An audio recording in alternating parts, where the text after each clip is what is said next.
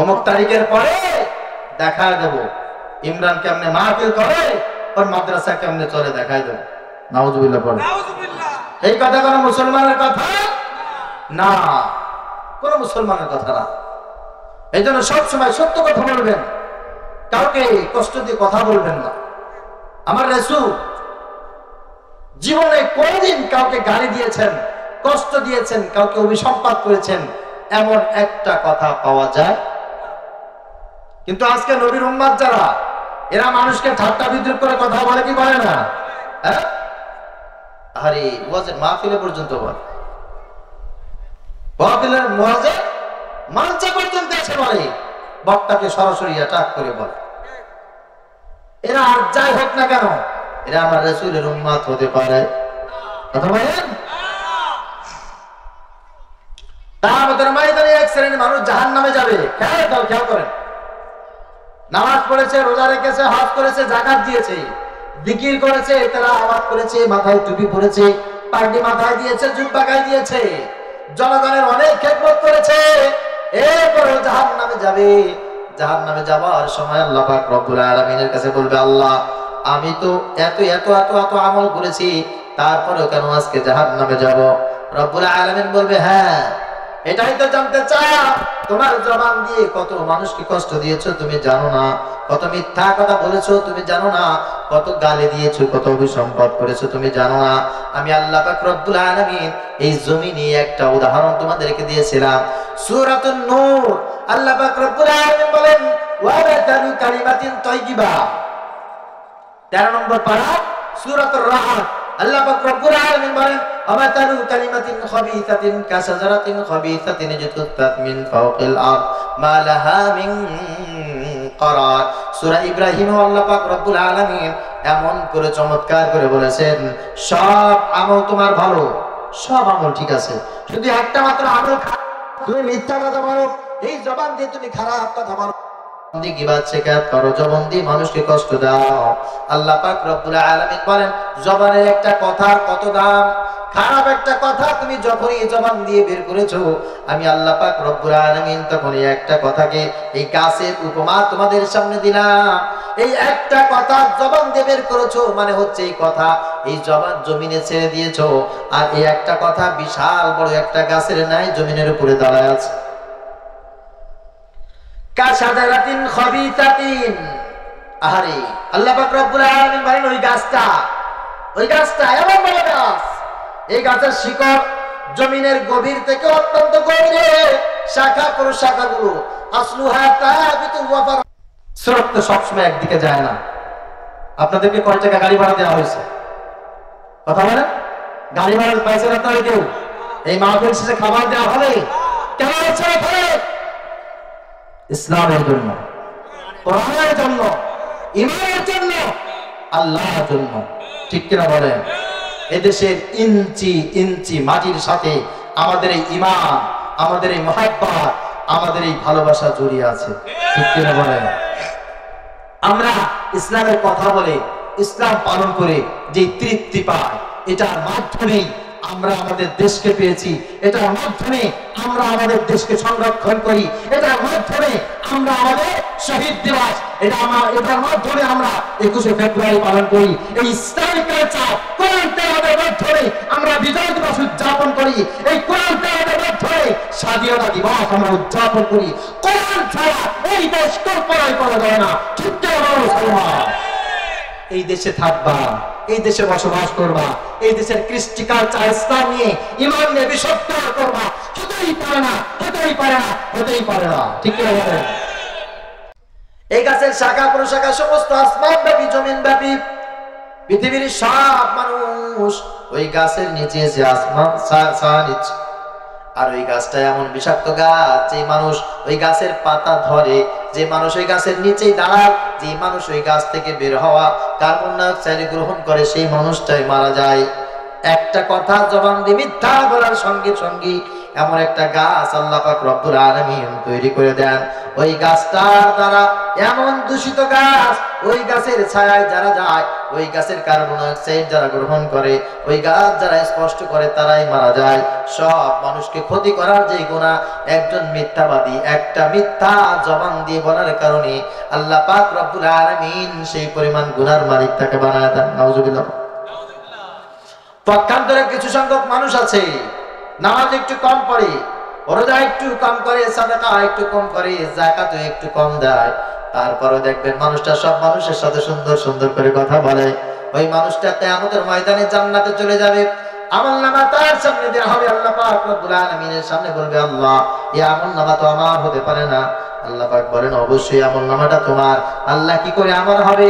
আমার এখানে আমলনামা আছে 100 বার আমি হজ করেছি, আল্লাহ আমি 100টা মসজিদ নির্মাণ করেছি, আল্লাহ আমি 1000 মানুষকে সহযোগিতা করেছি, আমার তো এই তৌফিক ছিল না, আমি একজন সাধারণ মানুষ ছিলাম, এই আমলনামা আমার হতে পারে না।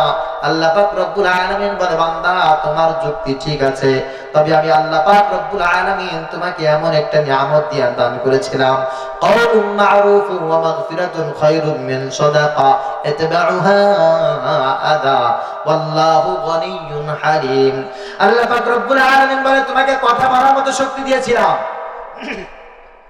মানুষের সাথে সুন্দর সুন্দর কথা বলেছো, মানুষের জন্য দোয়া করেছো, মানুষের জন্য হিদায়াত কামনা করেছো, মানুষকে সুন্দর সুন্দর উপদেশ দিয়েছো, নসিহত করেছো, আর আমি আল্লাহ পাক রব্বুল আলামিন এই সুন্দর সুন্দর একটা কথা বলার কারণে তোমার আমলনামায় একটা মসজিদ নির্মাণ করার সওয়াব আমলনামায় লিখে রেখে দিয়েছি। সুবহানাল্লাহ। আরেকটা আসতে পারে? একবার সুন্দর করে সালাম দিয়েছেন, জিজ্ঞাসা করেছেন ভাই কেমন আছেন, মিষ্টি করে হাসিতে জিজ্ঞাসা করেছেন ভাই কেমন আছেন, এই যে সুন্দর একটা ব্যবহার, এই ব্যবহারে আল্লাহ পাক রব্বুল আলামিন একটা উমরা হজের সওয়াব আপনাকে দান করে দিয়েছেন। বিশ্বাস হয়? কথা বলেন। আরে আল্লাহ পাক রব্বুল আলামিন বলেন, কথা বলার জন্য তোমাকে যে নিয়ামত দিয়েছিলাম, সুন্দর সুন্দর কথা বলেছো, এই জন্য আজকে সব নিয়ামতগুলো তোমার, সব নিয়ামত তোমার। এই জন্য যারা মিথ্যা কথা বলেন, যারা মানুষকে কষ্ট দেয়, জবান দিয়ে যারা গীবাত শিকায়ত করেন, আপনি কিয়ামতের ময়দানে এটা দাবি করতে পারবেন না আপনি আল্লাহর গোলাম, আপনি এটা দাবি করতে পারবেন না আপনি উম্মাত মুহাম্মদুর রাসূলুল্লাহ সাল্লাল্লাহু আলাইহি ওয়াসাল্লামের। এজন্য এক নম্বরে নবীজি সাল্লাল্লাহু আলাইহি ওয়াসাল্লাম বলেছেন, তুমি যদি তোমার জবানের জিম্মা দায়িত্ব নিতে পারো, যে আমি আর আমার জবান দিয়ে কাউকে কষ্ট দেব না, আমি জবান দিয়ে আল্লাহ যেটা বলতে নিষেধ করেছেন আমি সেটা বলবো না, আমার রাসূল যেটা অপছন্দ করেছে সেটা আমি আর বলবো না, এই ওয়াদা যদি তুমি করতে পারো, প্রথম স্টেপে আমার রাসূল বলেছেন, আদমান লাকুমুল জান্নাহ, তোমাকে হাত ধরে জান্নাতে নেওয়ার জিম্মাদার আমার। সুবহানাল্লাহ। ইমাম সাহেব আপনি কত সুন্দর সুন্দর বক্তব্য দেন, কিন্তু অশ্লীল কথা বাদ দিতে পারলেন না। হাজী সাহেব আপনি কত মানুষকে দান করেন, সুন্দর সুন্দর নসিহত করেন, আপনি এখনো গালিগালাজ ছাড়তে পারলেন না। আপনার এই জবান কিয়ামতের ময়দানে আপনার দুশমন হয়ে যাবে। আপনার এই জবান আমার রাসূলের সামনে দাঁড়ায়া আপনার সাথে দুশমনি করবে। আল্লাহ পাক রব্বুল আলামিন আমাদেরকে বুঝার তৌফিক দান করুক, সকলে বলি আল্লাহুম্মা আমিন। প্রথম কথা। দ্বিতীয় নম্বরে নবীজি সাল্লাল্লাহু আলাইহি ওয়াসাল্লাম বলেন, ওয়াউফু ইদা ওয়া'আদতুম, তোমরা মানুষের কাছে যে ওয়াদাগুলো করো, এই ওয়াদাগুলো অবশ্যই অবশ্যই তোমরা পূরণ করবে। যাকে তাকে যা তা ওয়াদা করবে না, আর ওয়াদা করলে সেই ওয়াদাগুলো ভুলে যাবে না। মনে করবে যে ব্যক্তি ওয়াদা রক্ষা করে না, ওই ব্যক্তি কখনো ঈমানদার থাকে না। আল মুমিনু ইদা ওয়াদা ওয়াফা, মুমিন তো ওই ব্যক্তি যেই ব্যক্তি ওয়াদা করে আর ওয়াদাগুলো সঠিক সময় পূরণ করে। কথা বুঝতে পেরেছেন? যে ব্যক্তি ওয়াদা করে আর এই ওয়াদাগুলো সঙ্গে সঙ্গে পূরণ করে দেয়, ওই ব্যক্তি হচ্ছে ঈমানদার, ওই ব্যক্তি হচ্ছে মুমিন। গ্রাম অঞ্চলে মানুষ আছে বন্ধকি কারবার করে, বাকি খায়, লেনদেন করে, ইত্যাদি ইত্যাদি কাজ আছে না নাই? পরবর্তীতে মনেও থাকে না, ভাই আমার 1000 টাকা দেন, ওয়াদা করছি আমি কালকে দিয়ে দেবো, ওই কালকে 5 বছর পরেও হয় নাই। আছে না নাই? কথা বলে আছে। আরে এই ওয়াদা যারা করেছেন, বিভিন্ন মানুষের সাথে ওয়াদার খেলাফ যারা করেছেন, আপনি কিয়ামতের ময়দানে পরিচয় দিতে পারবেন না আমি আল্লাহর গোলাম। এই ওয়াদার খেলাফ যারা করেছেন আপনি রাসূলের উম্মত বলে দাবি করতে পারবেন না। এই জন্য যারা যারা যে ওয়াদা করেছেন এই ওয়াদা এখন মনে করি না, যাদের সাথে ওয়াদা করেছেন এই ওয়াদাগুলো পূরণ করে দেন। নবীজি সাল্লাল্লাহু আলাইহি ওয়াসাল্লাম বলেন, শোনো, ওয়াদা এমন একটা জিনিস, যখন মানুষ কোনো মানুষের সঙ্গে ওয়াদা করে আল্লাহ পাক রব্বুল আলামিন তখন ওই ওয়াদার উপরে তাকে ছেড়ে দেন। কি করেন? তার কল্যাণ অকল্যাণ এই ওয়াদার উপরে ছেড়ে দেয়। যদি এই ব্যক্তি এই ওয়াদা পূরণ করে তো আল্লাহ পাক এই জমিন এই আসমানের সব কল্যাণ তাকে দান করে, আর এই ব্যক্তি যদি ওয়াদা পূরণ না করে জমিনের সব অকল্যাণ আল্লাহ পাক তার উপরে ছেড়ে দেয়। অনেক মানুষ আছে আমাদের কাছে এসে বলে, হুজুর ছেলেটারা তো অসুস্থ, অসুস্থতা দূর হয় না, কত ডাক্তার দেখাইলাম, কবিরাজ দেখাইলাম, যায় না। হুজুর এত ইনকাম করি কোনো বরকত নাই, হুজুর ব্যবসা করতেছি খুব, কোনো বরকত নাই, হুজুর এত কষ্ট করতেছি আয় ইনকাম করতে পারছি না, ছেলেরা লেখাপড়া ভালো করতে পারছে না, চাকরি পাচ্ছে না, মেয়ের বিয়ে হচ্ছে না, হুজুর কত না সমস্যা আছি, বুঝতে পারছি না যে আমার ভুলটা কোথায়। আমার রাসূল সাল্লাল্লাহু আলাইহি ওয়াসাল্লাম আপনাকে ইশারা করে ইঙ্গিত দিয়ে মেসেজ দিচ্ছেন, তোমার ভুলটা কোথায় জানো না? তুমি কি ওয়াদা করেছিলে, কার সঙ্গে করেছিলে তুমি জানো, আর সেই জানে। খবরদার এই গোপনে গোপনে সেই ওয়াদাগুলো পূরণ করে দাও। ওয়াদা যদি তুমি এই অবস্থায় ঝুলায় রাখো আল্লাহ পাক সব কল্যাণগুলো তোমার জন্য এই অবস্থায় ঝুলায় রাখবে। খবরদার ওয়াদা করবা তো ওয়াদা পূরণ না করে ঘুমানোর চেষ্টা করবে না। আল্লাহ পাক রব্বুল আলামিন বুঝার তৌফিক দান করুক, সকলে বলে আল্লাহুম্মা আমিন।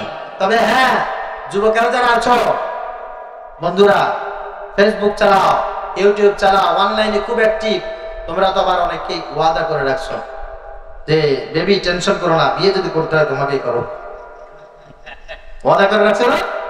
কথা বলে সাকিব খানের নতুন সিনেমা আসছে ওয়াদা, তুমি আর আমি দুইজনে মিলে সিনেমা দেখতে যাব।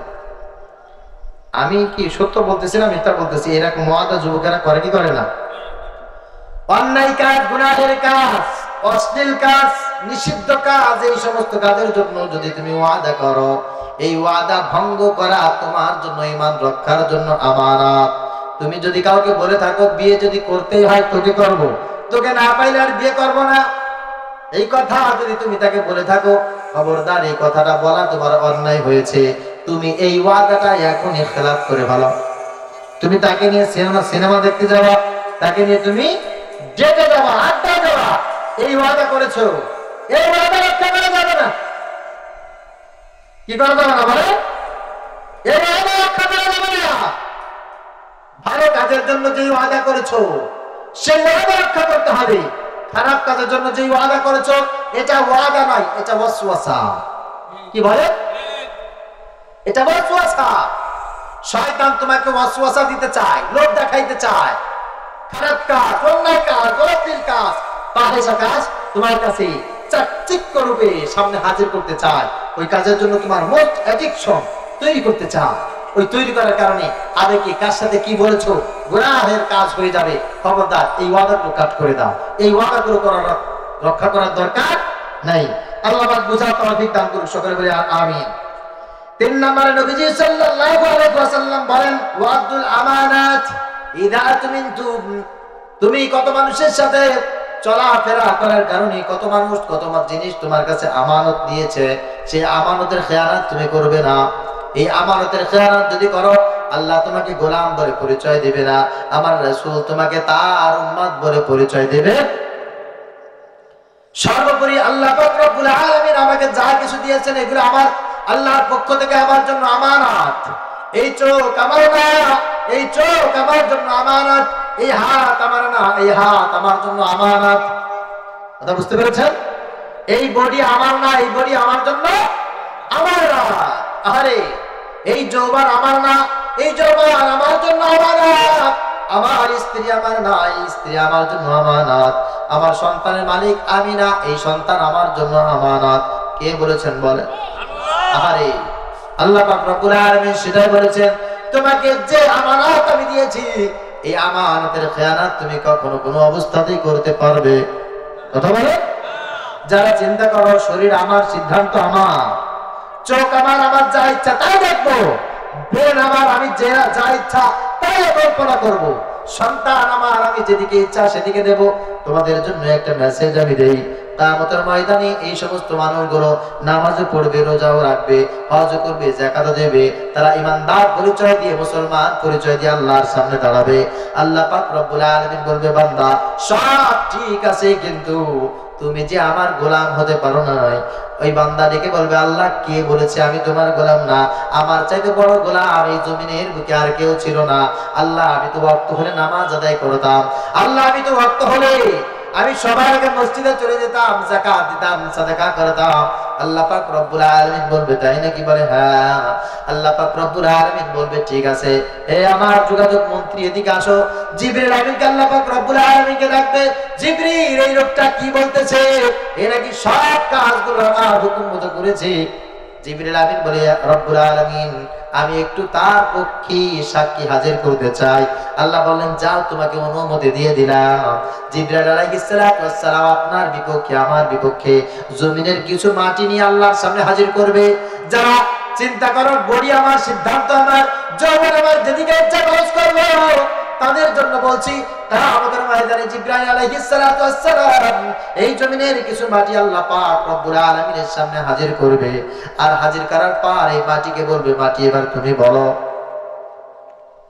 ইযা জুলজিলাতিল আরদু জিলজালাহা ওয়া আখরাজাতিল আরদু আসকালাহা ওয়া ক্বালাল ইনসানু মা লাহা ইয়াওমাইযিন তুহাদ্দিসু আখবারাহা বিআন্না রাব্বাকা আওহা লাহা। কার কথা বলে? আল্লাহ পাক রব্বুল আলামিন বলেন, জমিনকে ঝাঁকি দেব, সব চূর্ণ বিচূর্ণ হয়ে যাবে, মাটি তোমার সামনে হাজির করা হবে। মাটিকে বলবে, কথা বলো, কথা বলো। মাটি তখন বলবে, আল্লাহ এই সত্য, রোজা রেখেছে সত্য, হজ করেছে সত্য, যাকাত দিয়েছে সত্য, কিন্তু একাকী নিরালায় আমার উপরে দাঁড়ায়া দাঁড়ায়া এই যে পরকিয়া করেছে, অশ্লীল সিনেমা দেখেছে, গান দেখেছে, ব্লু ফিল্ম দেখেছে, মানুষের সাথে অত্যাচার করেছে, নির্জনে নিরালায়, দুনিয়ার কোনো মানুষ দেখে নাই, গভীর রজনীতে আমার উপরে দাঁড়ায়া দাঁড়ায়া তোমার হুকুমের অবাধ্যতা করেছে। আল্লাহ আমি সাক্ষী, আমি তোমার কাছে এটার বিচার দিলাম। মাটি কথা বলবে, বান্দা চিন্তা করবে, কি রে, মাটি আমার বিরুদ্ধে সাক্ষী দিল। আল্লাহ পাক রব্বুল আলামিন বলবে, বান্দা তুমি তো সব কিছু করেছিলে, কিন্তু মাটি কি তোমার বিরুদ্ধে সাক্ষী দিয়েছে না? মাটি কি তোমার বিরোধিতা করেছে? বলে আল্লাহ তাই তো, বিরোধিতাই তো করেছে। আল্লাহ পাক রব্বুল আলামিন বলে, জিবরাইল এবার কি করবা? হযরত জিবরাইল আলাইহিস সালাম দুইজন ফেরেশতাকে হাজির করবে। ফেরেশতা, বান্দা কি সত্য বলছে নাকি মিথ্যা বলছে তুমি একটু বলো। দুই কাঁধের দুই ফেরেশতারা বিশাল আমলনামা বের করবে। আল্লাহ, এই বান্দা মানুষের সামনে হক ঠিক ছিল, সমাজের সব জায়গায় ঠিক ছিল, গোপনে গোপনে আল্লাহ তুমি যে আমানত গুলো দিয়েছিলে এইগুলো সে হক আদায় করে নাই, ঠিক মতো মানুষকে ঠকাইছে, ছেলে সন্তানের হক আদায় করে নাই, ছেলে সন্তানকে দিন শিখাই নাই। ও চিন্তা করছে আমার ছেলে আমি যেদিকে নেবো সেদিকে যাবে, আমার মেধা আমি যেই দিকে খাটাবো সেই দিকে যাবে, আমার চোখ আমি যেই দিকে নেবো সেই দিকে যাবে। কালো চশমা পরে রাস্তার উপর দিয়ে হেঁটে যাও, পা দিয়ে সুন্দরী একটা মহিষী রমণী হেঁটে যায়, তুমি কালা চশমার ফাঁক দিয়ে মেয়েটার দিকে তাকিয়েছো, কোন নজরে তাকিয়েছো, কতক্ষণ পর্যন্ত তাকিয়েছো, আর তাকিয়ে তাকিয়ে কি জল্পনা আর কল্পনা করেছো। আল্লাহ পাক রব্বুল আলামিন বলেন, দুনিয়ার কেউ জানে না, সবকিছু একজন জানে, কে? আল্লাহ। ইয়ালামু খাইনাতাল আ'য়ুনি ওয়া মা তুখফিস সুদূর। আল্লাহ পাক রব্বুল আলামিন বলে, তোমার চোখ কি খেয়াল করে এটা আমার চাইতে ভালো কেউ জানে না, তোমার মনের ভিতরে কি জল্পনার কল্পনা আছে এটা আমার চাইতে ভালো কেউ জানে না। এবার দুই ফেরেশতা এসে বলবে, আল্লাহ আল্লাহ আমরা সাক্ষী দিচ্ছি এই বান্দা আমানতের হক আদায় করে নাই। আল্লাহ পাক রব্বুল আলামিন বলবে, কি রে বান্দা এরা কি বলে? বলে আল্লাহ এরাও তো সত্য কথা বলে না। নাউজুবিল্লাহ পড়েন। আল্লাহ পাক রব্বুল আলামিন এবার মুখের উপরে মোহর মেরে দেবে, এই যারা কথা শোনেন না, আল্লাহর হুকুম মানতে মনে চায় না, মুখ থাকলে লম্বা লম্বা কথা বলে পার পেয়ে যাওয়ার চেষ্টা করেন। আমাদের ময়দানে আল্লাহ পাক রব্বুল আলামিন মুখের উপর মোহর মেরে দিবে। আল ইয়াওমা নাখতিমু আলা আফওয়াহিহিম ওয়া তুকাল্লিমুনা আইদিহিম ওয়া তাশহাদু আরজুলুহুম বিমা কানু ইয়াকসিবুন। আল্লাহ পাক মুখের উপরে মোহর মেরে দিয়ে বলবে, এরে হাত তুমি বলো তোমার হক কি পরিমাণ আদায় করেছে, এরে পা তুমি বলো তোমার হক কি পরিমাণ আদায় করেছে। প্রত্যেকটা অঙ্গ প্রত্যঙ্গ, প্রত্যেকটা পার্টস কথা বলবে, কোন পার্টস দিয়ে আপনি কি কাজ করেছেন। হাত বলবে আল্লাহ সব ঠিক ছিল, কিন্তু আমাকে দিয়ে এই খারাপ জিনিসগুলো স্পর্শ করেছে। পা বলবে আল্লাহ সব ঠিক ছিল বটে, আমাকে ব্যবহার করে হেঁটে হেঁটে অন্যায় কাজের ভিতরে চলে গেছে। চোখ বলবে আল্লাহ আমাকে দিয়ে খারাপ জিনিসগুলো বারবার বারবার সেই ব্যক্তি দেখেছে। হাত কথা বলবে, পা কথা বলবে, চোখ কথা বলবে। কোথায় যাবেন বলেন? ভেগে যাওয়ার কি কোনো রাস্তা আছে নাকি? পান্ডা তখন বলবে আল্লাহ না, আমার হাত আমার বিরুদ্ধে যায়, আমার পা আমার বিরুদ্ধে যায়, আমার চোখ আমার বিরুদ্ধে যায়। আল্লাহ রাব্বুল আলামিন তখন হযরত ইব্রাহিম আলাইহিস সালাতু ওয়াস সালামকে ডাকবেন, ডেকে কোরআনুল কারীমের ভিতরে সূরা জাসিয়ার ভিতরে আল্লাহ পাক রব্বুল আলামিন এই কথাগুলো বলেছেন, ইন্না কুননা নাস্তানসিখু মা কুনতুম তা'মালুন। এবার আজরাইলকে বলবে আজরাইল এই বান্দার চরিত্রে তো একটু দেখা দাও, এই বান্দা কোন জিনিসের আমানত পালন করেছে আর কোন জিনিসের আমানত পালন করে নাই। আজরাইল আলাইহিস সালাতু ওয়াস সালাম এসে এবার আপনার সামনে আমার সামনে দাঁড়াবে। আমার সামনে একটা মোবাইল ফোন আছে না নাই? মোবাইলের ভিতরে একটা মেমোরি কার্ড আছে না নাই?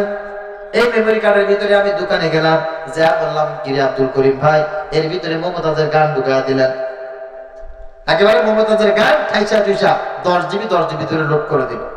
এখন আমি তো মোবাইল তো ইমাম সাহেবের হুজুরের, ওই মেমোরি কার্ড এটার ভিতরে লাগাইলাম, এখন কি মক্কার হজ দেখা যাবে? কথা বলেন? শেখ আব্দুর রহমান আসুদাইসির তেলাওয়াত শোনা যাবে? যা ঢুকিয়েছেন ঠিক তাই। আপনার ভিতরে আমার ভিতরে একটা মেমোরি কার্ড আছে, আপনার ভিতরে আমার ভিতরে একটা সিম কার্ড আছে।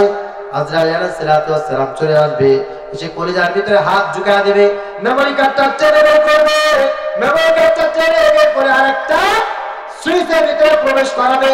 আল্লাহ পাক রব্বুল আলামিন বলে ইন্না কুননা নাস্তানসিখু মা কুনতুম তা'মালুন। দুনিয়ার হায়াতটাকে কপি করে ওখানে পেস্ট করা হবে।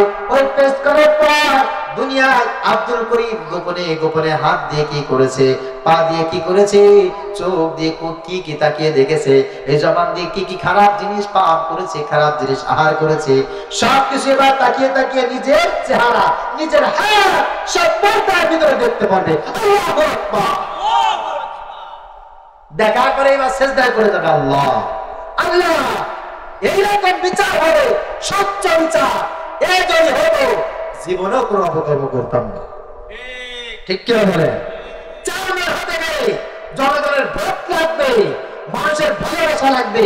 এ যদি জানতাম জীবনে কোনোদিন কারোর মানুষের সাথে খারাপ ব্যবহার করতাম না। কথা বোঝেন না?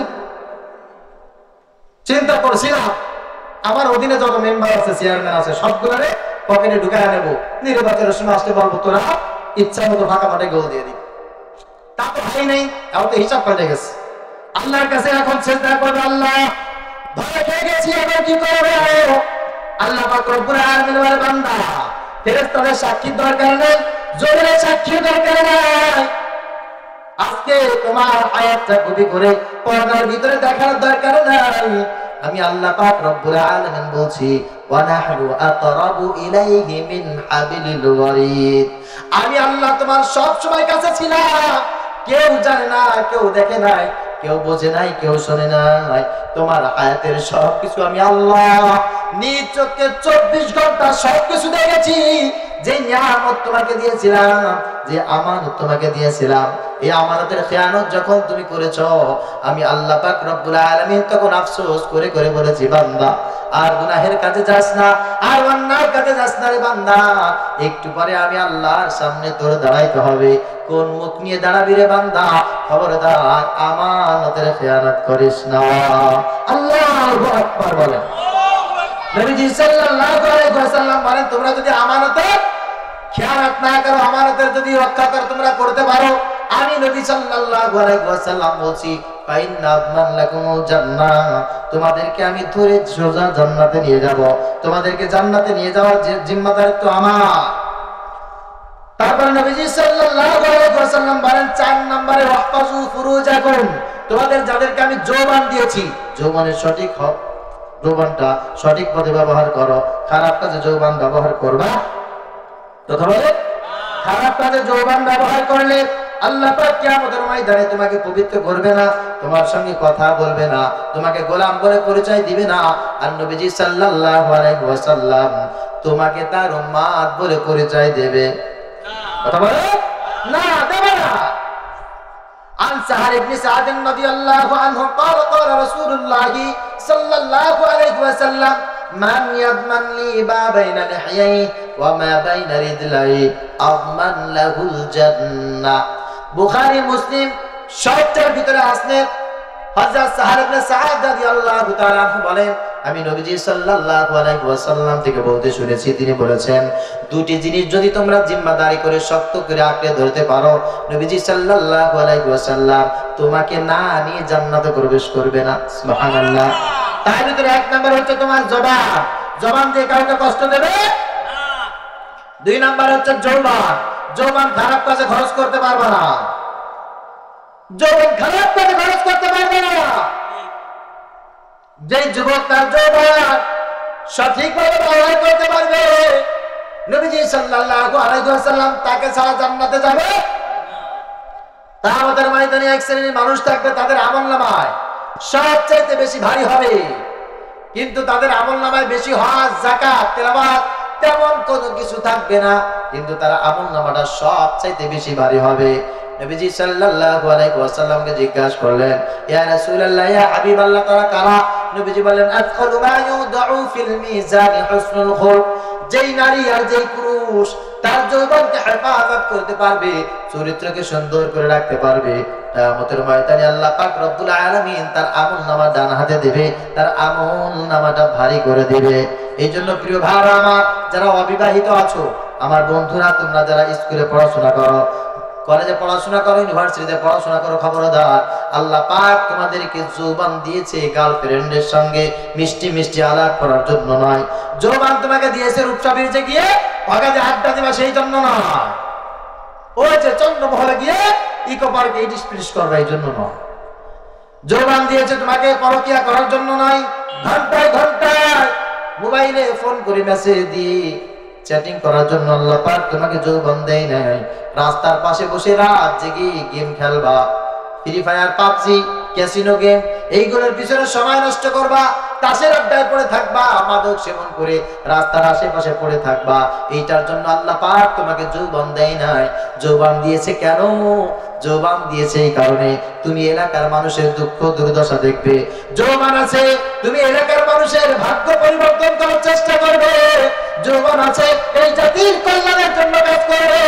যৌবন আছে তো চেয়ারম্যান হবে, মেম্বার হবে, এমপি হবে, মন্ত্রী হবে, হাত পরিশ্রম করবে, বিমান চালাবে, রকেট চালাবে, জাহাজ চালাবে, মঙ্গল গ্রহে চলে যাবে। তুমি সূর্য জয় করবে, তুমি চন্দ্র জয় করবে, পৃথিবী জয় করবে। কোথায় আল্লাহকে পাওয়া যায় এটা তালাশ করে করে পৃথিবীর সার্থকতা অর্জন করবে। এই জন্য আল্লাহ পাক তোমাকে যৌবন দিয়েছে। যৌবন দিয়েছে এই কারণে খবরদার, খবরদার মনে করবা না একেবারে মাল খেয়ে টাল হয়ে 2 দিন 3 দিন ফ্ল্যাটের মধ্যে শুয়ে থাকবা। এই জন্য আল্লাহ পাক তোমাকে যৌবন দেয় নাই। ঠিক কিনা বলে? এখন তো আমাদের যুবকেরা চিন্তা করে এই বয়সে একটু খাবো না, কখন খাবো? বলে অনেক বাপ মার কাছে নালিশ করতে গেলে, কিরে দেখলাম তোমার ছেলে রাস্তায় দাঁড়ায় দাঁড়ায় সিগারেট খায়, এই বয়সে খাবে না, কখন খাবে? নাউজুবিল্লাহ বলে। কিরে হাজি সাহেব, আপনার মেয়েকে দেখলাম কলেজে যায়, 2-3 জনের সাথে হাঁটতে হাঁটতে হাত ধরে ধরে কথা বলতে বলতে যায়, এরা কারা? বলে ভালো, তারা তাদের বয়ফ্রেন্ড, ক্লাসমেট, এই বয়সে এটা করবে না, কখন করবে? নাউজুবিল্লাহ বলে। এই জন্য কি আল্লাহ যৌবন দিয়েছে? কথা বলে না, এই জন্য যৌবন দেয় না। যৌবন দিয়েছে তেলাওয়াত করার জন্য, সিজদা করার জন্য। আমার রাসূলের যৌবনটা কিসে কাটিয়েছে জানো যুবক? রাত কেটেছে 1 পারা, 2 পারা, 3 পারা, 4 পারা, 5 পারা, 6 পারা, 7 পারা, 8 পারা, 9 পারা, 10 পারা পর্যন্ত এক রাকাতে দাঁড়ায়া দাঁড়ায়া নামাজ পড়ার জন্য। এই এক রাকাতে 10 পারা পর্যন্ত কোরআনুল কারীম তেলাওয়াত করে আমার রাসূল যৌবন পার করেছেন। আমার রাসূল যৌবনে সিজদায় রাত কাটিয়ে দিয়েছেন। আমার রাসূল যৌবনে যুদ্ধের ময়দানে তরবারি নিয়ে লাফিয়ে লাফিয়ে পড়ে ইসলাম রক্ষার জন্য আন্দোলন করেছেন। এটার জন্য আমার রাসূল যুবকদেরকে উৎসাহিত করেছেন। এই জন্য আল্লাহ পাক রব্বুল আলামিন বলেছে ওয়াহফাজু ফুরুজাকুম। নবীজি সাল্লাল্লাহু আলাইহি ওয়াসাল্লাম বলেছেন ওয়াহফাজু ফুরুজাকুম, তোমরা তোমাদের যৌবনকে হেফাজত করবে। যারা তাদের যৌবনকে হেফাজত করতে পারবে কিয়ামতের ময়দানে আল্লাহ পাকের সবচাইতে কাছে তারা অবস্থান করবে। আল্লাহ পাক রব্বুল আলামিন আমাদের সবার যৌবন হেফাজত করার তৌফিক দান করুক, সকলে বলি আমিন। আর তো আসতে বলেন। 5 নম্বরে নবীজি সাল্লাল্লাহু আলাইহি ওয়াসাল্লাম বলেন আগাদ্দু আবসারাকুম, যদি তোমরা চোখকে অবনত রাখতে পারো, চোখের হেফাজত করতে পারো, ফাইন্না আতমাল্লাকুমুল জান্নাহ, আমি নবী বলছি কিয়ামতের ময়দানে তোমাকে না নিয়ে আমি জান্নাতে যাব না। কথা বলেন, কিসের করতে হবে বলেন?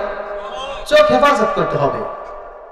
নারী হোক পুরুষ হোক প্রত্যেকের উপরে ফরজ যে আপনি চোখকে হেফাজত করবেন, অশ্লীল কোনো জিনিস দেখবেন না। যা দেখতে আল্লাহ পাক নিষেধ করেছেন ওই জিনিসগুলো দেখা যাবে কথা বলে। বয়স হয়ে গেলে মনে যায় নাকি?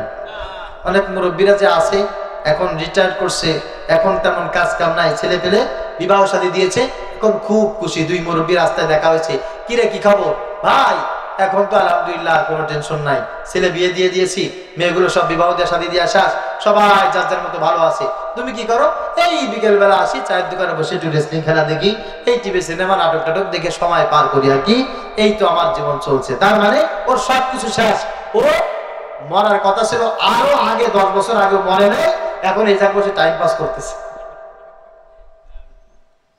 এটা কি কোনো চোখের হেফাজত হলো বলেন? হ্যাঁ, আরে না, খবরদার, চোখের হেফাজত করতে হবে। যা তা দেখে চোখ নষ্ট করা যাবে না। আল্লাহ পাক রব্বুল আলামিন তৌফিক দান করুক, সকলে বলি আমিন। 6 নম্বরে শেষ নম্বরে বলছে ওয়াকাফু আইদিয়াকুম, নবীজি সাল্লাল্লাহু আলাইহি ওয়াসাল্লাম বলছে তোমরা তোমাদের হাতকে সংযত রাখো।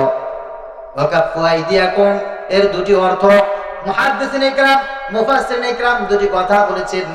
1 নাম্বার হচ্ছে তুমি তোমার হাত দিয়ে কোনোদিন কারোর উপরে অত্যাচার করবে। কথা বলেন, হাত দিয়ে কোনোদিন কারোর উপরে অত্যাচার করতে পারবে না। হ্যাঁ, এটা হচ্ছে প্রথম অর্থ। আমাকে একটা মানুষ যা বলুক না কেন, আমি হাত উঠে তার উপরে চোখে আঘাত করবো না, আমি হাত দিয়ে কারোর উপরে জুলুম করবো না, আমি কারোর উপরে নির্যাতন করবো না। আর একটা অর্থ হচ্ছে আমার হাত থাকতে কাউকে নির্যাতন করতে দেব। কথা বলেন, আমার হাত আছে, আমি এই মুহূর্তে আমার সামনে কেউ কারোর উপরে নির্যাতন করবে, জুলুম করবে, এটা আমি হতে দেব। এখন তো অনেকে আমরা হাজী সাহেব, আমরা মুসল্লি, খুব ভালো হুজুর, আমি কারোর সাথে খারাপ ব্যবহার করি না, আমি কারোর সাথে খারাপ আচরণ করি না, আমি একেবারে মাথা নিচু করে 5 ওয়াক্ত মসজিদে যাই, আবার 5 ওয়াক্ত নামাজ শেষ করে মসজিদ থেকে চলে আসি। আমার সামনে একজন আরেকজনের উপরে জুলুম করে, নির্যাতন করে, এটা করে, সেটা করে, অত্যাচার করে, অথচ আমি হাজী সাহেব তোর কথা বলি না, আমি ইমাম সাহেব একেবারে চুপ থাকি, আমার হাত কখনো তাদের দিকে সম্প্রসারিত করি না। আল্লাহর কাছে এর চাইতে বড় জালেম আর কেউ হতে পারে না। আল মুসলিমু মান সালিমাল মুসলিমুনা মিন লিসানিহি ওয়া ইয়াদিহি, পরিচিত মুসলমান হচ্ছে ওই ব্যক্তি যার জবান দিয়ে আর যার হাত দ্বারা অপর মুসলমান নিরাপদে থাকে। অর্থাৎ এখন মুসলমানের উপরে যদি, সাধারণ মানুষের উপরে যদি কেউ নির্যাতন করে, জুলুম করে, আমার হাত থাকতে, আমার মুখ থাকতে আমি কোনোদিন সেটা বরদাস্ত করতে পারি? কথা বলে না, অসম্ভব, অসম্ভব। ওয়াকাফু আইদিয়াকুম, কিয়ামতের ময়দানে জবাব দিতে হবে। কিছু সংখ্যক মানুষ আছেন, আপনারা বলেন আমরা নিরপেক্ষ, ডানেও নাই বামেও নাই, আমরা ভোট দেই না, আমরা নিরপেক্ষ। কে বলেছে নিরপেক্ষ? কে বলেছে নিরপেক্ষ? বলতে ইসলামের শব্দ নেই, ইসলামের শব্দ নেই। আপনার হয় ভালোর পক্ষে না হয় খারাপের পক্ষে, ঠিক কিনা বলেন? আপনি নিরপেক্ষ বলবেন না, আপনি বলবেন আমি ভালোর পক্ষে, আমি কল্যাণকারী মানুষের পক্ষে, আমি ইসলামের পক্ষে, আমি ঈমানের পক্ষে, ঠিক কিনা বলেন? নবীজি সাল্লাল্লাহু আলাইহি ওয়াসাল্লাম সাহাবীদেরকে বললেন, সাহাবীরা উনসুর আখাকা যালিমান নাও মাজলুমান, তোমার ভাই কোন ইমানদার, কোন মুসলমান যদি কারোর উপরে অন্যায় করে, অত্যাচার করে, জুলুম করে, তুমি তাকে সহযোগিতা করো। যে জালেম তাকেও সহযোগিতা করো, যে মাজলুম তাকেও তোমরা সহযোগিতা করো। কথাটা কেমন না? জালেমকে সহযোগিতা করতে হবে, মাজলুমকে সহযোগিতা করতে হবে। সাহাবারা বুঝতে পারে নাই। সাহাবারা জিজ্ঞাসা করলেন, ইয়া রাসূলুল্লাহ ইয়া হাবিবাল্লাহ, আনসুরুহু মাজলুমান ফাকাইফা আনসুরু জালিমান? ইয়া রাসূলুল্লাহ ইয়া হাবিবাল্লাহ, যে মার খাচ্ছে তাকে মার থেকে বাঁচিয়ে নেই, পিছনে ফিরে তাকে সহযোগিতা করা যায়, কিন্তু যে ব্যক্তি পিটায় তাকে কি লাঠি আর একটা আয়না দিয়ে সহযোগিতা করবো নাকি? মারতেছে জালেম, ওকে সহযোগিতা করতে হবে, তাহলে কি লাঠি আর একটা আয়না দেবো যে লাঠি ওটা ভেঙে গেলে যেন ওইটা আবার পিটাইতে পারে? নবীজি সাল্লাল্লাহু আলাইহি ওয়াসাল্লাম চমৎকার একটা জবাব দিয়েছেন। শোনো আমার প্রিয় ভাইরা, তোমাদের জন্য চমৎকার মেসেজ আমার রাসূলের তরফ থেকে। নবীজি বললেন, তামনাউহু মিনাজ জুলমি ফাযালিকা নাসরুকা ইয়াহু। যখন তুমি দেখছো কোনো মানুষ জুলুম করছে, তখন তুমি দাঁড়াও, তোমার হাতটা উঁচু করো, কোমরের উপরে একটা আঘাত করো, তার কোমরটা ভেঙে টুকরো বিটুকরো হয়ে যায়, কোমরটা চূর্ণ বিচূর্ণ হয়ে যাক আর ও জমিনে পড়ে থাক। ও জীবনে আর কাউকে মারতে পারবে না, ও জীবনে কোনোদিন আর কাউকে গালি দিতে পারবে না, ও জীবনে কারোর উপরে আর মাথা উঁচু করে কথা বলতে পারবে না। যেহেতু জুলুম করতেছিল, এই মুহূর্ত থেকে আর জুলুম করতে পারবে না। তার মানে গুনাহ যা করেছে সামনে আর গুনাহ করার কোনো সুযোগ নেই। তুমি তার কোমর ভেঙে দিয়ে অন্তত পক্ষে তার জুলুমের বোঝা তুমি হালকা করেছো। আল্লাহু আকবার। এই জন্য আমরা যদি কেউ জুলুম করে, নির্যাতন করে, অপরাধ করে, আমরা তার বিরুদ্ধাচরণ করে তার পক্ষে আমরা তাকেই উপকার করি, তাকে জুলুম ওখানে থামাই দেওয়ার জন্য চেষ্টা করি। তবে হ্যাঁ, সব জুলুম একরকম না, সব জুলুম একরকম না। আমার বাবাকে গালি দাও, কিচ্ছু বলবো না। আমার মাকে গালি দাও, কিচ্ছু বলবো না। আমাকে গালি দাও, কিচ্ছু বলবো না। আমার রাসূল নিয়ে, আমার ইসলাম নিয়ে, আমার নারায়ে তাকবীর স্লোগান নিয়ে উল্টা পাল্টা কথা বলবা, এই জাতি পা থেকে জুতা খোলার সময় দেবে না, তার আগে তোমার গালে জুতা পড়ে যাবে। বাংলাদেশ কোন দেশে বসবাস করো জানো না? স্রোত তো সবসময় একদিকে যায় না। আপনাদেরকে কয় টাকা গাড়ি ভাড়া দেওয়া হয়েছে? কথা বলেন, গাড়ি ভাড়া পাইছেন আপনারা কেউ?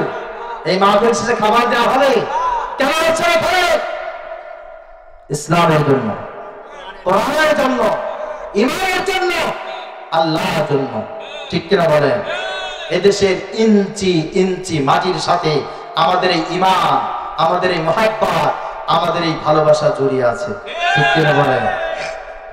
আমরা ইসলামের কথা বলে, ইসলাম পালন করে যে তৃপ্তি পাই, এটার মাধ্যমেই আমরা আমাদের দেশকে পেয়েছি, এটার মাধ্যমে আমরা আমাদের দেশকে সংরক্ষণ করি, এটার মাধ্যমে আমরা আমাদের শহীদ দিবস, এটার মাধ্যমে আমরা 21শে ফেব্রুয়ারি পালন করি। এই ইসলামিক কালচার কোরআন তেলাওয়াতের মাধ্যমে আমরা বিজয় দিবস উদযাপন করি, এই কোরআন তেলাওয়াতের মাধ্যমে স্বাধীনতা দিবস আমরা উদযাপন করি। কোরআন ছাড়া এই দেশ কল্পনাই করা যায় না। ঠিক না? এই দেশে থাকবা, এই দেশে বসবাস করবা, এই দেশের কৃষ্টি কালচার ইসলাম নিয়ে, ঈমান নিয়ে বিশ্বস্তার করবা, হতেই পারে না, হতেই পারে না, হতেই পারে না। ঠিক আছে? বাংলাদেশের সব মানুষের নাম বদলাতে পারে, বইয়ের পাতায় স্বাধীনতা সংগ্রাম বদলাতে পারে, বঙ্গোপসাগরের সব পারে যেতে পারে শুকিয়েও, গোটা রাজধানী গিলে নিতে পারে বুড়ি গঙ্গার ঢেউ, সুন্দরবন কেটে হতে পারে ইটের বাটার লাকড়ি, শিল্পপতিরা দেউলিয়া হয়ে খুঁজতে পারেন চাকরি, চোর গুন্ডারা পেয়ে যেতে পারে মন্ত্রীর মর্যাদা, আইনের ফাঁকে কারো টাকা সব হয়ে যেতে পারে সাদা। অনেকেই বলে এই দেশ নাকি হুজুকে জাতির দেশ, দফায় দফায় বদলায় রন্ধন পরিবেশ, তাই বলে ইসলাম তো এদেশে হুজুগে হবে না শেষ, হুজুগে হবে না শেষ। ইসলাম এদেশের পরতে পরতে জনপদে ঘরে ঘরে, ইসলাম এ জাতির 90% মানুষের অন্তরে, ইসলাম নিয়ে কেউ ছিনিমিনি খেলবে এমন শক্তি নেই, আর কিছু থাক না থাক এদেশে ইসলাম থাকবেই। সব কিছু বদলে যাবে, এদেশে ইসলাম থাকবেই। ঠিক? ন্যাশনাল স্টেডিয়াম হতে পারে তাজিং রঙের সিঙ্গে, ন্যাশনাল বার দোয়েল বদ্রি হতে পারে কবু ফিঙ্গে, ন্যাশনাল পার্ক করা যেতে পারে কেন্দ্রীয় কারাগারকে, সেন্ট্রাল জেল হতে পারে ফ্যান্টাসি কিংডম পার্কে, আইন পাশ করে মাছের আড়ত হতে পারে সংসদটাও, যখন তখন যে কোনো পক্ষে যেতে পারে জনমতটাও, নীতির অভাবে রাজনীতি সব হয়ে যেতে পারে বন্ধ, মিটে যেতে পারে রাজাকার আর মুক্তিযোদ্ধা দ্বন্দ্ব, রাষ্ট্র চাইলে সময়ের কাটা হতে পারে আগে পিছু, সম্ভাবনার স্বদেশে আমার হতে পারে সব কিছু, শুধু ইসলাম রবে চির উন্নত, কখনো হবে না নিচু, কখনো হবে না নিচু। ইসলাম এদেশের পরতে পরতে জনপদে ঘরে ঘরে, ইসলাম এ জাতির 90% মানুষের অন্তরে, ইসলাম নিয়ে কেউ চিনিমিনি খালে এমন শক্তি নেই, আর কিছু থাক না থাক এদেশে ইসলাম থাকবে। কথা ঠিক? রাগ করতেছেন নাকি? রাগ করবেন নাকি? আওয়ামী লীগের নেতা কর্মীরা বিএনপি হতে পারে, অবাক হব না বিএনপি যদি নৌকায় সিল মারে, রাজপথ থেকে মুছে যেতে পারে গণতন্ত্রের দাবি, শোষকের হাতে চলে যেতে পারে ক্ষমতার তারা চাবি, স্বার্থের হাত নাড়তেও পারে আইনের কলকাঠি, আবার রক্তে লাল হতে পারে আমার দেশের মাটি, ক্লাইভের সাথে হতে পারে ফের মির্জাপুরের সন্ধি, বিদ্রোহী কবি হতে পারে ফের লৌহ কপট বন্দী, এই বীরদের মাটি বীরদের ঘাটি শহীদের বাংলায়, জনতার ভোটে কিবা ভোট লুটে যেই যাক ক্ষমতায়, নাস্তানাবোধ হয়ে যাবে যদি ইসলাম ভুলে যায়, ইসলাম ভুলে যায়। ইসলাম এদেশের পরতে পরতে জনপদে ঘরে ঘরে, ইসলাম এ জাতির 90% মানুষের অন্তরে, ইসলাম নিয়ে কেউ চিনিমিনি খায় এমন শক্তি নেই, আর কিছু থাক না থাক এদেশে ইসলাম থাকবে, সবকিছু বদলে যাক এদেশে ইসলাম থাকবে। বাংলাদেশের সব মানুষের নাম বদলাতে পারে, বইয়ের পাতায় স্বাধীনতা সংগ্রাম বদলাতে পারে, বঙ্গোপসাগরের সব পানি যেতে পারে শুকিয়েও, গোটা রাজধানী গিলে নিতে পারে বুড়ি গঙ্গার ঢেউ, সুন্দরবন কেটে হতে পারে ইটের ভাটার লাকড়ি, শিল্পপতিরা দেউলিয়া হয়ে খুঁজতে পারেন চাকরি, চোর গুন্ডারা পেয়ে যেতে পারে মন্ত্রীর মর্যাদা, আইনের ফাঁকে কালো টাকা সব হয়ে যেতে পারে সাদা, অনেকেই বলে এই দেশ নাকি হুজুগে জাতির দেশ, দফায় দফায় ভট্টায় রন্ধন পরিবেশ, তাই বলে ইসলাম তো এদেশে হুজুগে হবে না শেষ, হুজুগে হবে না শেষ। ইসলাম এদেশের পরতে পরতে জনপদে ঘরে ঘরে, ইসলাম এ জাতির 90% মানুষের অন্তরে, ইসলাম নিয়ে কেউ চিনিমিনি খায় এমন শক্তি নেই, আর কিছু থাক না থাক এদেশে ইসলাম থাকবে। আল্লাহুম্মা আমিন। প্রিয় ভাইরা আমার, এজন্য আপনাদের কাছে আমার সংক্ষিপ্ত ভাবে যে মেসেজটা আজকে ছিল, সেই মেসেজটা হচ্ছে 6টি কাজ যদি আমরা করতে পারি ইনশাআল্লাহ আমাদের কোনো টেনশন নাই। 1 নম্বরে আসদিকু ইরা হাদাসতুম, তোমরা সব সময় সত্য কথা বলবে, যতক্ষণ কথা বলবে অবশ্যই অবশ্যই সত্য কথা বলবে। 2 নম্বরে আউফু ইদা ওয়াআদতুম, যখন জনগণের সঙ্গে মানুষের সাথে কোনো ওয়াদা করবে এই ওয়াদার পর খেলাফ করবে না, অবশ্যই সেই ওয়াদাগুলো রক্ষা করবে। 3 নম্বরে ওয়াদুল আমানাত ইদা তুমিনতুম, যখন কোন আমানত তুমি পাবে অবশ্যই আমানতের খেয়ানত করবে না, আমানতের আদেশ অবশ্যই হক তুমি পালন করবে।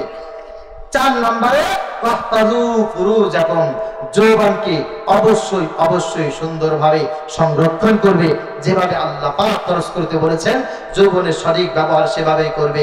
5 নম্বরে আগাদ্দু আবসারাকুম, তুমি তোমার চক্ষুকে অবশ্যই হেফাজত করবে, অবনত রাখবে। 6 নম্বরে ওয়াকাফু আইদিয়াকুম, তোমার হাত দিয়ে কাউকে কষ্ট দেবে না, তোমার হাত থাকতে কাউকে কষ্ট পেতে দেবে না।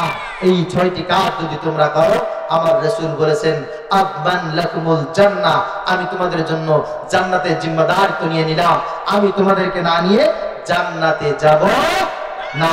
প্রিয় হাজরিন, যে 6টি কথা, অনেক কথা হবে আমার প্রিয় বড় ভাই এখন আলহামদুলিল্লাহ মঞ্চে চলে আসবেন, উনি কথা বলবেন, অনেক কথা হবে, সব কথা মনে থাকবে না, এই 6টি কথা মনে রাখা যাবে তো ইনশাআল্লাহ? কে কে মনে রাখবেন দেখি? হাত নামাবেন তো। আলহামদুলিল্লাহ বলেন, আলহামদুলিল্লাহ বলেন, বলেন আল্লাহ আমি নিয়াত করলাম মালাকুল মউত মাথার কাছে আসার আগ পর্যন্ত এই 6টি কাজ ছাড়বো না। আল্লাহ তাআলা তৌফিক দান